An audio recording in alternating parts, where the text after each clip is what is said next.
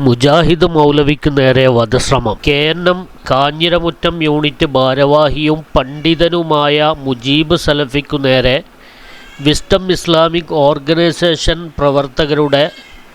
പ്രവർത്തകരുടെയും അവർ ഏർപ്പെടുത്തിയ ഗുണ്ടകളുടെയും നേതൃത്വത്തിൽ നടന്ന വധശ്രമത്തിനും അതിക്രമത്തിനുമെതിരെ ശക്തമായ പ്രതിഷേധം രേഖപ്പെടുത്തുന്നു എന്ന് പറഞ്ഞുകൊണ്ട് KNMൻ്റെ നേതാവായ ഷുക്കൂർ സ്വലാഹി ഒരു ഫേസ്ബുക്ക് പോസ്റ്റ് പങ്കുവച്ചിട്ടുണ്ട്. അതിൻ്റെ ബാക്കി ഭാഗം കൂടി നമുക്ക് വായിച്ചു നോക്കാം.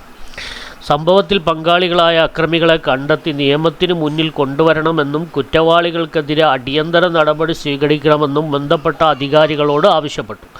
മുജാഹിദ് പ്രസ്ഥാനത്തിൽ 2012 ഉണ്ടായ അഭിപ്രായ ഭിന്നതകളെ തുടർന്ന് KNM കമ്മിറ്റിയുടെ കീഴിലായിരുന്ന കാഞ്ഞിരമറ്റത്തെ പള്ളിയും മദ്രസയും സംബന്ധിച്ച് തർക്കങ്ങൾ നിലനിന്നിരുന്നു. തുടർന്നുണ്ടായ കോടതി നടപടികളിൽ മദ്രസ കെട്ടിടവും അനുബന്ധ സൗകര്യങ്ങളും KNM കമ്മിറ്റിക്ക് തിരിച്ചു നൽകണമെന്ന വിധി കഴിഞ്ഞ ദിവസം വരികയുണ്ടായി. ഈ വിധി നടപ്പാക്കുന്നതിനായി മദ്രസയുടെ താക്കോൽ ഏറ്റുവാങ്ങാനെത്തിയ മുജീബ് സലഫിയെയും സഹപ്രവർത്തകരെയും വിസ്ഡം ഇസ്ലാമിക് ഓർഗനൈസേഷൻ പ്രവർത്തകരുടെ നേതൃത്വത്തിൽ അതിക്രൂരമായി മർദ്ദിക്കുകയായിരുന്നു. സംഭവത്തിൽ മുജീബ് സലഫിക്ക് സാരമായ പരിക്ക് പറ്റുകയും തുടർന്ന് ആദ്യം പ്രാദേശിക ആശുപത്രിയിലും പിന്നീട് തൃപ്പൂണിത്തറ താലൂക്ക് ആശുപത്രിയിലേക്കും അവിടെ നിന്ന് എറണാകുളം ജനറൽ ആശുപത്രിയിലേക്കും കൊണ്ടുപോവുകയായിരുന്നു. നിലവിൽ ശ്വാസതടസ്സം ഉൾപ്പെടെ വലിയ ആരോഗ്യ പ്രശ്നങ്ങൾ ഉള്ളതുകൊണ്ട് എറണാകുളം ജനറൽ ആശുപത്രിയിൽ ചികിത്സയിലാണ്.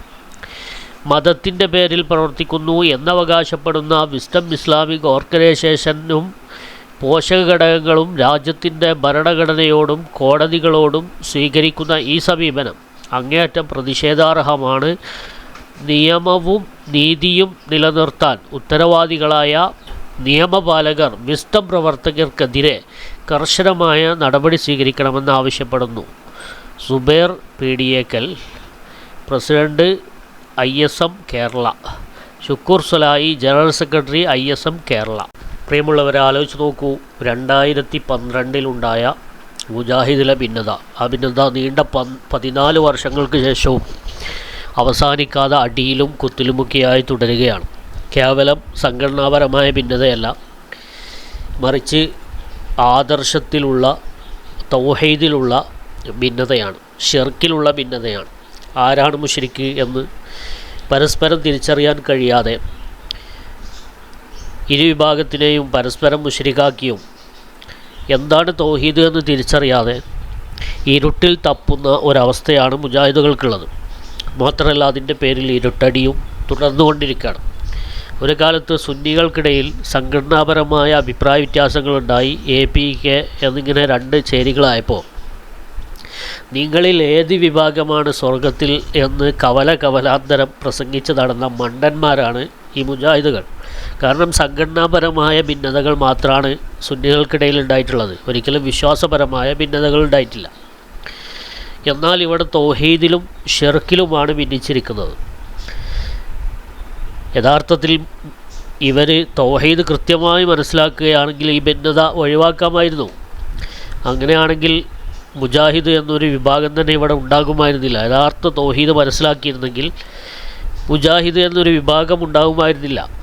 മറിച്ച് സുന്നികളിൽ നിന്ന് മുജാഹിദ് എന്നൊരു വിഭാഗം ഉണ്ടാക്കി കുറേ ആളുകൾ അടർത്തി കൊണ്ടുപോയി മുഹമ്മദ് ബിൻ അബ്ദുൽ വഹാബ് രാജ്യം പിടിച്ചെടുക്കാനുണ്ടാക്കിയ വിഷലിപ്തമായ ആശയങ്ങളെ അവരിലേക്ക് സന്നിവേശിപ്പിച്ച് മുഹമ്മദ് ബിൻ അബ്ദുൽ വഹാബ് ഒരുപാട് പണ്ഡിതന്മാരെ സാധാരണക്കാരെ ഉണ്ടാക്കിയ പ്രത്യശാസ്ത്രം ഇവിടെ അപ്ലൈ ചെയ്തപ്പോൾ അടി നെറുന്തലക്ക് വരുമെന്ന് ഇവരൊരിക്കലും പ്രതീക്ഷിച്ചിട്ടില്ല. അതാണ് ഇവരെ നിരന്തരം വേട്ടയാടിക്കൊണ്ടിരിക്കുന്നത്. തൗഹീദിൽ കൃത്യമായ ഒരു വിവരം നിങ്ങൾക്കുണ്ടാവാത്ത കാര്യത്തോളം, അതായത് കൃത്യമായി ഇമാമികൾ വിശദീകരിച്ചതുപോലെ തൗഹീദിനെ മനസ്സിലാക്കാത്ത കാലത്തോളം നിങ്ങളെ ഈ ജിന്നുബാധ വിട്ടുമാറുകയില്ല. നിങ്ങളുടെ അടി തുടർന്നുകൊണ്ടേയിരിക്കും. അങ്ങനെ നിങ്ങൾ മനസ്സിലാക്കി കഴിഞ്ഞാൽ പിന്നെ മുജാഹിദ് പ്രസ്ഥാനത്തിന് ഒരു പ്രസക്തിയുമില്ല. ഇപ്പോൾ ഫൈസൽ മൗലവിക്കും ജബ്ബാർ മൗലവിക്കൊക്കെ തൗഹീദ് എന്താണെന്ന് മനസ്സിലായിട്ടില്ല എന്ന് KNM വിഭാഗവും, അനസ് മൗലവിക്കും കായക്കൊടിക്കും അബ്ദുള്ള കോയ മദനിക്കും ഒന്നും യഥാർത്ഥ തൗഹീദ് എന്താണെന്ന് മനസ്സിലായിട്ടില്ല എന്ന് വിസ്ഡം വിഭാഗവും പറയുന്നു. ഇതിലൂടെ പൊതുജനങ്ങൾ മനസ്സിലാക്കിയ ഒരു കാര്യം ഉണ്ടെങ്കിൽ രണ്ട് വിഭാഗത്തിനും ഒരു തൗഹീദിനെ സംബന്ധിച്ചൊരു ചുക്കും അറിയില്ല എന്നതാണ്. ഇതാണ് യാഥാർത്ഥ്യം. അതുകൊണ്ട് തന്നെ നിങ്ങൾ യഥാർത്ഥ തറവാട്ടിലേക്ക്, സുന്നി ആശയത്തിലേക്ക് മടങ്ങി വരിക. നമ്മളൊന്നിച്ച് ഇവിടെ നബിദിനം ആഘോഷിച്ച ഒരു കാലഘട്ടമുണ്ടായിരുന്നു. നമ്മളൊന്നിച്ച് നബിദിനം ആഘോഷിച്ച ഒരു കാലഘട്ടമുണ്ടായിരുന്നു. നമ്മളൊന്നിച്ച് നേർച്ച നടത്തിയ ഒരു കാലഘട്ടമുണ്ടായിരുന്നു. നമ്മളൊന്നിച്ച് തറാവീഹ് 20 റക്അത്താണെന്ന് പഠിപ്പിച്ച, അങ്ങനെ തറാവീഹ് 20 റക്അത്ത് നിസ്കരിച്ചൊരു കാലഘട്ടമുണ്ടായിരുന്നു. നിങ്ങളൊന്ന് ആലോചിച്ച് നോക്കൂ. 19 വർഷങ്ങൾക്കപ്പുറത്തേക്ക് ആലോചിച്ച് നോക്കൂ. അങ്ങനെ ഈ പരിശുദ്ധമായ ഇസ്ലാമിൻ്റെ ഒരു കാര്യത്തിലും അഭിപ്രായ വ്യത്യാസമില്ലാതെ നീങ്ങിയ ഒരു കേരളീയ പശ്ചാത്തലം മുമ്പുണ്ടായിരുന്നു.